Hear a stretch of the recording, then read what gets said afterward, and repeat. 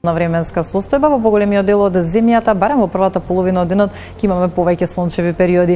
Ќе се задржи променливо облачно време со подолги сончеви периоди, но во втората половина од денот повторно ќе имаме зголемување на облачноста, особено во северните делови од земјата, каде ќе биде проследена со краткотраен пороен дожд и појава на грмотевици, но ќе имаме за неколку степени повисока дневна температура во однос на изминатите денови. Скопје утре сутринска температура 10 степени, дневната температура до 20 степен, попладни во Скопската котлина нестабилно со пороен дожд и појава на грмотевици.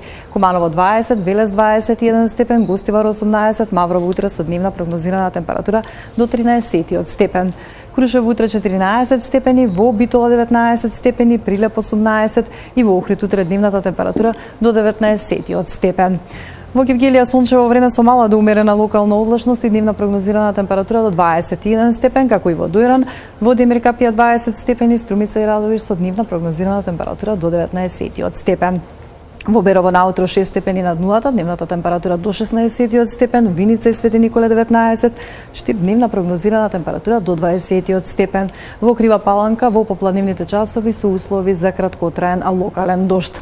Во сабота ни следува стабилизирање на временската состојба, во најголемиот дел од земјата ќе превладува претежно сончево, стабилно време со мала локална облачност и пораст кај дневната температура која ќе биде во интервал од 17 до 23 степени.